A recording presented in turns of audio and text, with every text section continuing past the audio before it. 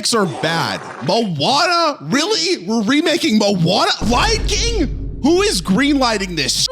Everyone knows this, but somehow 15 horror movies ended up scarier than the originals. One filmed everything from the killer's perspective. Another made zombies sprint. The last one, well, it changed who the entire story was about, for the better. So The Thing from 1951 is basically fine. Yeah, if you're young, there is another remake of The Thing. Anyways, it's a bunch of scientists in the Arctic who find this alien creature, and the alien is just some dude in a suit who's kind of mad about being frozen. You can see the monster the whole time. It is right there. You know exactly what you're fighting. Everyone bands together and then they electrocute it, and that's pretty much it. For the 1950s, this was probably terrifying. Now it looks goofy. John Carpenter's 1982 version said, "No, sweetie, we're doing this completely different." And he based the entire plot of the film off of hit game Among Us. Do not try arguing with me in the comments, because yes, The Thing is based off Among Us. There's ancient Among Us text from 1756 that you are not aware about. The prophecies foretold this video game, and they foretold that you are sus. Anyways, instead of some plant alien that you can punch like the 1950s version, this thing can turn into anyone, and that changes everything, because you're stuck in Antarctica with 11 other guys. Pause. 18 naked cowboys in the showers at Ram Ranch. And any one of them could be this alien wearing their face. The paranoia is the actual horror here, because you cannot trust anyone. Your best friend could be the thing. You wouldn't know until it's sprouting tentacles out of its chest. Knowing some of my audience, some of you would be fine with that. You weird people. Anyways, the practical effects are still disgusting. We're talking about a movie from 1982 that still could make people squirm today. That scene where they test everyone's blood and the thing reveals itself, yeah, it still works. The creature designs are genuinely revolting. There's a moment where a guy's head falls off, sprouts spider legs, and just walks away, just like my ex-wife did. On the contrary, in the 1951 version had a guy in rubber makeup. This had nightmares brought to life. And here's what's wild. The Thing flopped when it came out because critics hated it. Audiences didn't even show up. Everyone thought it was too gross and cynical. But over time, people realized it's actually one of the best horror movies ever made. The tension never stops, even when you know the twist, even when you've seen it 10 times. It's still scary because the paranoia is built into every scene. That's why I panicked every single time I played Among Us. It's the exact same feeling. And speaking of The Thing, you can actually stream it right now on today's video sponsor, Hollywood Suite. They've got this Shocktober collection that has over 80 horror movies, and the lineup's genuinely good. Look, as a guy who always struggles to find the best and scariest horror movies out there, they've got some heat. The Thing's in there, Videodrome, the 1958 version, The Fly, Tremors, They Live. Basically, some of the best horror movies in history are streaming on Hollywood Suite in the Shocktober collection. Even Flapjack agrees they've got some of his favorite horror movies on there. What do you think, buddy, right? Flapjack literally said he's gonna watch Psycho later tonight because it's his favorite horror movie. Not only do they have tons of horror movies, but Hollywood Suite has hundreds of movies in their library total, and you can try it through Prime Video channels with a 7-day free trial. After that, it's only $4.99 a month, and with how many movies you're gonna be able to watch, that is such a good deal. I'm probably gonna be throwing on Zombieland Double Tap later because I haven't seen it yet, and it's on there too. So click the link in the description to start your free trial. That's 7 days free and then $4.99 a month with over 80 horror movies for Shocktober. Thank you so much to Hollywood Suite for sponsoring this video. Now, let's talk about body horror. Well, the 1958 Fly is famous for one thing. That little fly with a human head going,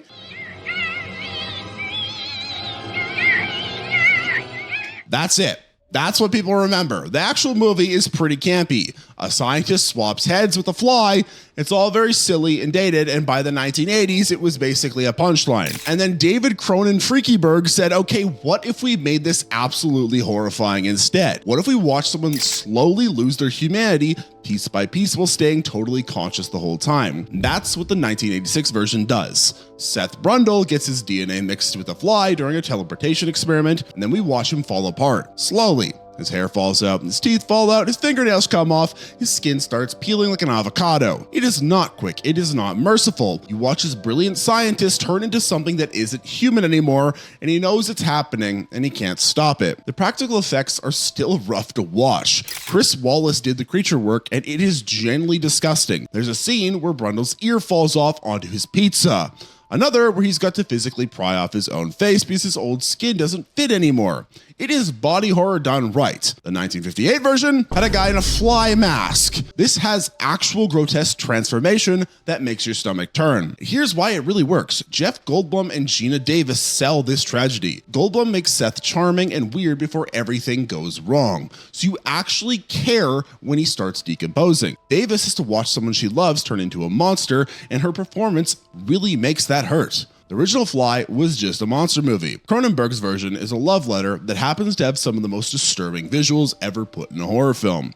It's sad and disgusting at the same time. The 1958 version was never coming close to that. The Fly made tragedy disgusting, but Dawn of the Dead just made everything faster, and somehow that fixed a broken movie. George Romero's Dawn of the Dead is a classic. Everyone knows this. It's got social commentary about consumerism and zombies in a shopping mall and Tom Savini's gore effects. It's important, but the zombies shuffle around real slow, and honestly, by 2004, that wasn't cutting it anymore. Zack Snyder's remake said, what if zombies could sprint? And that one change makes everything much more intense. The opening scenes shows a neighborhood falling apart in minutes. A little girl, who's now a zombie, attacks a couple in bed, and suddenly everyone's running and screaming and society's collapsing in real time. You don't get a slow build. It is immediate chaos. That's way scarier than watching slow zombies stumble around a mall for 2 hours. The 2004 version had actual money behind it too. The cinematography looks great. The action scenes are bigger.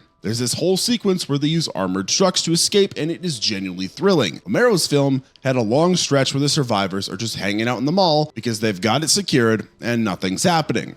Yes, it makes sense if this happened in real life. It makes for a boring movie too, though. And that's why the remake keeps throwing problems at them. The military shows up. The zombies keep finding ways in. There's always something going wrong. Now look, the original has depth. It's saying things about consumer culture and what people value. And if I'm being completely honest with you, I don't give a shit about that English class. Show me a zombie eating off some person's leg. I don't want to know about consumerism.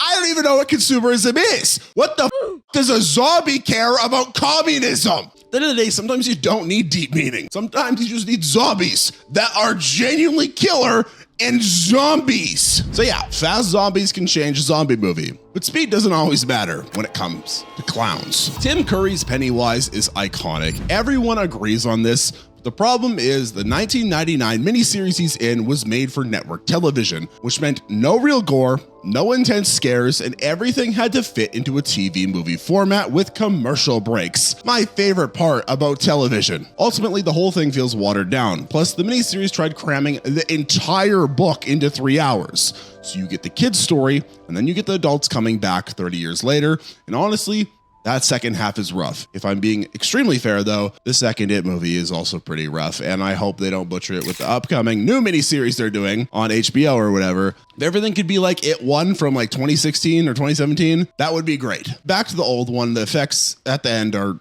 really bad. They're laughably bad. It's this giant spider thing that looks like a rejected puppet from a school play. 2017 fixed this by doing something smart. They made 2 separate movies, and the first one only focused on the kids. That's it. No adults. No jumping back and forth in time, just the Losers Club dealing with this demon clown in their town. And because it was a theatrical release with an R rating, they could actually show the horror Stephen King wrote about. That opening with Georgie in the storm drain is way more brutal than the miniseries version. You see the violence. It's not implied or cut away from. It is right there. And Daddy Bill Skarsgård plays Pennywise completely different too. Curry was creepy in a campy villain way, doing this playful evil clown voice. Skarsgård went weird with it. Hello, Georgie. You want a balloon? Like, his Pennywise just moves wrong, talks wrong, feels wrong. There's this scene where his face just like unfolds and you realize this thing genuinely isn't human. It doesn't understand people. It's just pretending to be a clown to lure kids, and that is way more disturbing than a guy doing a spooky voice. Like, literally me trying to do a Patrick Star impression is more scary than the first one. Is mayonnaise an instrument?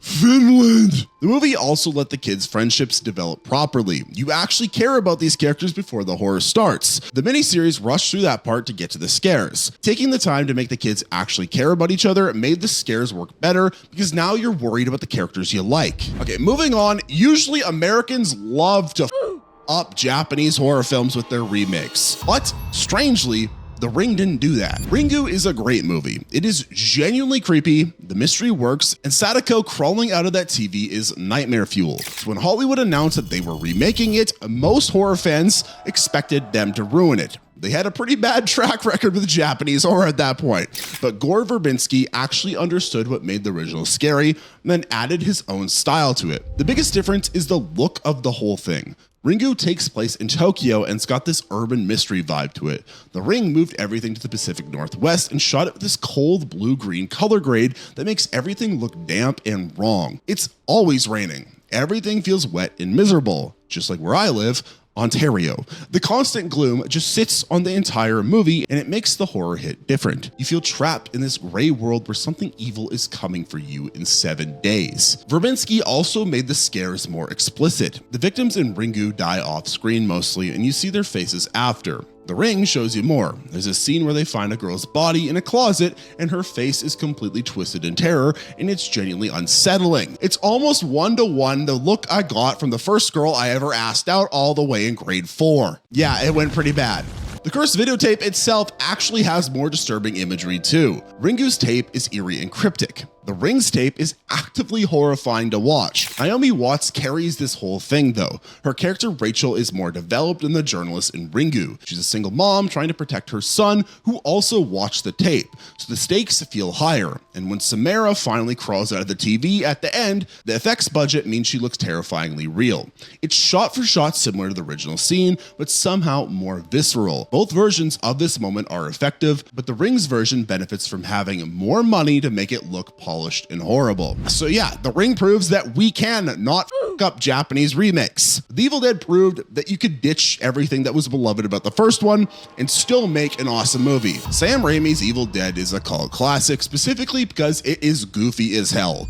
Bruce Campbell fighting his own possessed hand, the weird camera work, the over-the-top blood geysers. It is horror comedy done with no budget and a ton of creativity. Fans love it for being campy and fun. So when they announced a remake, the obvious move would be to keep that tone and try to recapture that lightning in a bottle. Fede Alvarez said, no, we're not doing that at all. The 2013 Evil Dead removed almost every single bit of horror. There's no jokes, no winking at the camera, and no camp. It is straight horror from start to finish, and it is mean and disturbing about it. For the record, I just rewatched this movie last night. It still holds up. If you're a big fan of just cold, scary, good gore effect horror, this is a good movie. The setup is different too. Instead of random kids at a cabin, they're there trying to help their friend Mia quit drugs cold turkey, which I think is like a great premise, by the way, because when she starts seeing demons and freaking out, everyone thinks it's just withdrawal hallucinations, which is actually pretty clever because it gives the group a reason to stay instead of just leaving when weird stuff starts happening. Jane Levy plays Mia and she commits hard to this role.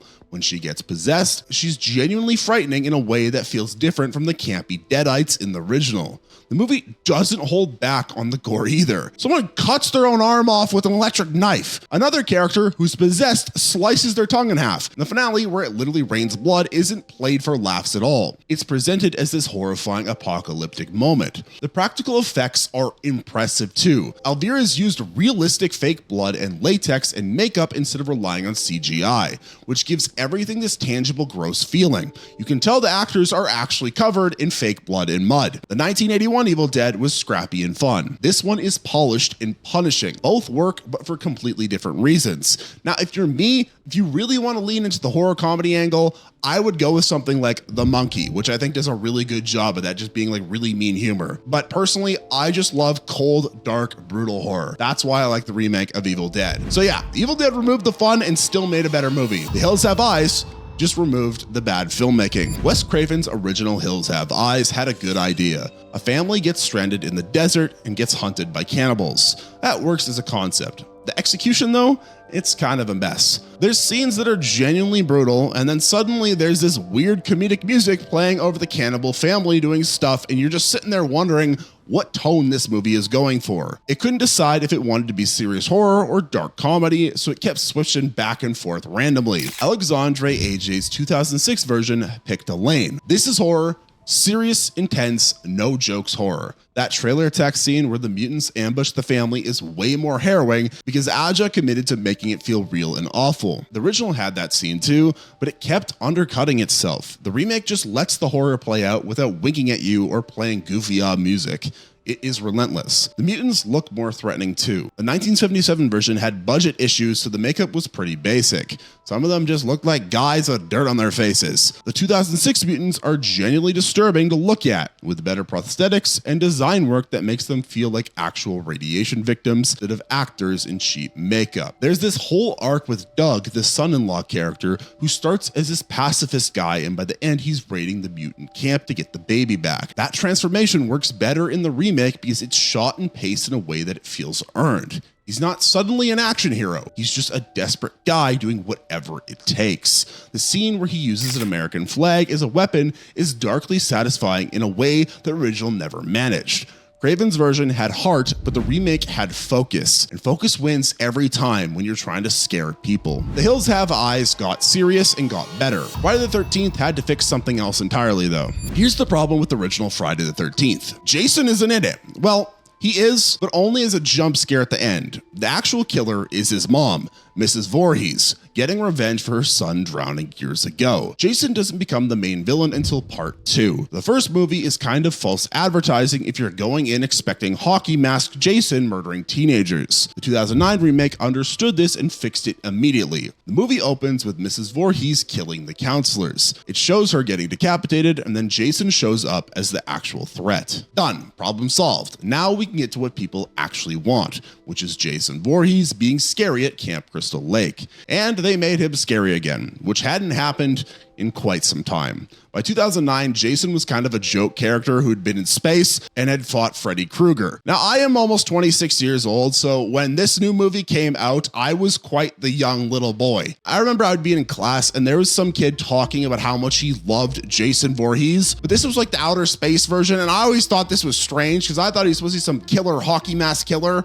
Anyways, I'm so glad that they fixed Jason, and I hope that kid, now that he's grown up, likes the new version of Jason now and not the outer space version. Please don't still like the outer space version. Anyways, the remake stripped all of that away and went back to the basics, except this Jason is different. He runs, he sets traps, he uses the underground tunnels at the camp to ambush people. He's not just a slow zombie walking after teenagers. He's actually hunting them, and it's effective. The original Friday the 13th was directed by a guy who, according to critics at the time, had no idea what he was doing behind the camera. Not my words. Those are critics' words. The kills were good because Tom Savini did the makeup effects. And if you know anything about horror, you will know that Tom Savini is like Jesus for effects.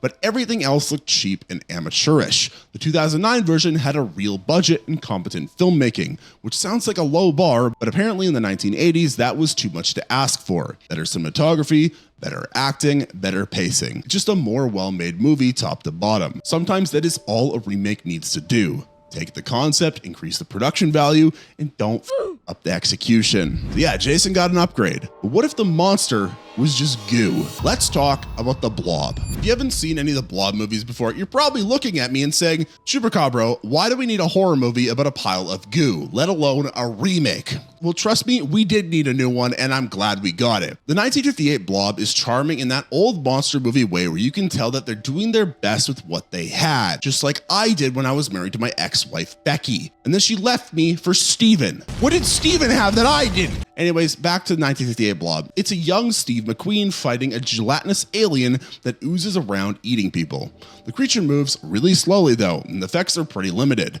Most of the deaths happen off screen. You see the Blob approaching someone, cut away, and then they're gone. It's more cute than frightening at this point. Frank Darabont and Chuck Russell looked at that concept and went, okay, but what if the Blob was actually dangerous? The 1988 version gave it speed. This thing shoots out tentacles to grab people. It doesn't just slowly ooze toward you, giving you plenty of time to just walk away. It actively hunts you down fast. There's a scene where a guy tries to pull his friend out of the Blob and the friend's arm just comes off because the Blob was already dissolving him. That is not cute. That is horrifying. They also weren't shy about killing main characters early. The handsome football jock looks like he's gonna be the hero, and then the Blob gets him in a phone booth halfway through the movie. That death scene is spectacular too, with him pressed against the glass being dissolved while people watch. It keeps you off balance because if they kill him, they're gonna kill anyone in this movie. Nobody is safe. The 1988 version also added some government conspiracy stuff about the Blob being a biological weapon that escaped, which gives the plot more going on than just alien lands and eats town. But really the remake works because it delivered on the promise of the concept. The Blob should be terrifying. It's not something that you should be able to outrun by walking briskly. The original couldn't show that. Remake had no such limitations and used every bit of its effects budget to make the Blob as nasty as possible. So yeah, the Blob got fast, but now we gotta talk about the last house on the left. Just a warning, this movie covers some heavy topics, so if you're not cool listening to that, you should probably skip this one. Wes Craven's 1972 Last House on the Left is notorious. It's a girl who was assaulted's revenge movie that's incredibly difficult to watch, and it was meant to be that way. Two girls get abducted, some really bad stuff happens to them that I can't really talk about on YouTube, and then murdered by a gang of criminals. Then the gang accidentally ends up at one girl's house asking for shelter. The parents realize who they are and take revenge. That premise is solid and disturbing. Problem is Craven couldn't commit to the tone because there's these bumbling police officers who show up periodically and they're played for comedy, like slapstick comedy with goofy music during a movie about literally a horrible thing happening to a person and murder. It is jarring. Dennis Iliadis directed the 2009 remake and made one smart choice. No comedy at all. The whole movie stays focused and tense without undercutting itself with inappropriate jokes or clownish side characters. Parents are played by Tony Goldwyn and Monica Potter, and they give actual performances instead of the stiff acting from the original. When they realize the people in their house hurt their daughter, their cold rage feels real and earned. The remake also changed the ending. In the original, both girls die. In the remake, Mary survives, but she's badly injured. So now the parents aren't just getting revenge, they're also fighting to save their daughter's life. They have to do emergency surgery to remove a bullet from her while also dealing with the criminals still being in the house. It adds another layer of tension that the original just didn't have. Some people think having Mary survive softens the impact, but it actually makes the movie more hopeful without losing the brutality. The 1972 version was just bleak and nihilistic. Everyone's dead or ruined, and there's a weird bit of comedy with the cops. The 2009 version gives you something to hold on to. It's still brutal and hard to watch, but there's purpose to the violence instead of just feeling punished for 2 hours. So sometimes the best thing you can do is just stay brutal. Well, the House of Wax didn't do that. Well, they didn't really do anything the first one did. They completely changed their story. Vincent Price's 1953 House of Wax is a classic. Price plays a sculptor who encases murder victims in wax to make his museum displays look realistic. It's set in the 1900s New York, shot in 3D. It's very atmospheric for its time. 2005 remake kept the title and the wax museum setting and just made up an entirely different movie, which honestly was a smart choice. 2005 version follows a group of teenagers who stumble onto this abandoned town that's got a wax museum run by two psycho brothers. The brothers kill travelers and turn them into wax figures. The plot is nothing like the Vincent Price movie beyond that basic concept, but because they didn't try to just copy the original scene for scene, the remake had the freedom to do its own thing. What it did was lean into being a mid-2000s slasher. The whole town is basically a trap. The wax museum itself is made of wax, which means in the finale, when it catches fire, the entire building starts melting. The walls are softening, floors are giving out, and wax figures start liquefying everywhere while the heroes try to escape. It's a pretty incredible visual that the 1953 film never attempted. They used a mix of practical effects and CGI to make it look like everything's collapsing into goo. The marketing was also smart in a trashy sort of way. Paris Hilton was in the cast, and they promoted it with the tagline, "See Paris Die." They knew exactly what they were doing. People showed up to watch Paris Hilton get killed in a horror movie, and the film delivered a satisfying death scene. It's self-aware without being annoying about it. The 1953 House of Wax has Vincent Price's performance going for it. Without him, it's just fine. The 2005 version is a fun, gory slasher that happens to share a name with a classic but tells its own story. So yeah, making a new story? Good call. Well, 13 Ghosts just made their ghosts visible this time. Let me introduce you to William Castle. If you don't know who he is, William Castle made gimmick movies. That was his whole thing. For 13 Ghosts in 1960, he created Illusion-O, which was this viewer glasses type thing where you could use different colored lenses to either see the ghosts on screen or not see them. It's a fun theatrical trick. The actual movie, though, it's pretty forgettable. It's a family inheriting a haunted house, and some vague ghost stuff happens. It's nothing too scary, it's just a vehicle for the gimmick. The 2001 13 Ghosts remake said forget the gimmick, let's make the ghosts the main attraction. They created the Black Zodiac, which is 13 ghosts that each have their own design and backstory. The torso is a bound, bloody torso that slithers around. The hammer is this huge guy covered in nails. The jackal is this asylum patient who's locked in a cage and moves like an animal. Every ghost is distinctly designed, and they're all genuinely unsettling to look at. Original's ghosts were barely visible even with the special glasses. These ghosts are right in your face, attacking people. The house itself is this futuristic glass mansion covered in Latin spells that shifts and moves mechanically. It's part of this machine powered by the ghost's energy. Production design got a lot of praise because it looked unique and creepy. Everything's glass and chrome and covered in strange writing. When it came out, critics weren't impressed. They thought it was too loud and chaotic with not enough plot. But over time, people have come around on it because it's basically a haunted house ride in movie form. You're there to see creative ghost designs and watch them kill people in a weird mechanical mansion. The original 13 Ghosts was only memorable for its gimmick. Remake is memorable for actually showing you disturbing ghosts and committing to the concept instead of hiding everything behind colored lenses. Now let's talk about the Crazies though. George Romero made the Crazies in 1973 about a biological weapon contaminating a small town's water supply and turning everyone into violent maniacs. It's a great concept. Romero was fresh off the Night of the Living Dead, so people had high expectations. Unfortunately, the movie just doesn't work. It's got a low budget, bad acting, really slow pacing, and the scenes drag on without any tension being built. Infected people aren't particularly scary either. They're just kind of confused and aggressive. It's one of Romero's weaker films, and even fans will admit that. Breck Eisner's 2010 version took that flawed idea and executed it properly. Right from the start, the movie grabs you. There's a town baseball game, and this farmer walks onto the field holding a shotgun. He's just standing there silent, and everyone's confused and scared, and you can feel something's very, very wrong. That's how you open a horror movie. The original took forever to get going. The remake hooks you in the first 5 minutes. Timothy Olyphant plays the sheriff trying to protect his pregnant wife while the town falls apart around them. Both the infected townspeople and the military quarantine become threats. The movie keeps moving and it doesn't waste time. Eisner directed it with this mounting dread that builds throughout, keeping you tense even during quiet moments. The infected move faster and more aggressively than in the original, where they mostly just wander around looking dazed. Production quality makes a huge difference here too. The 1973 Crazies looks cheap because it was cheap.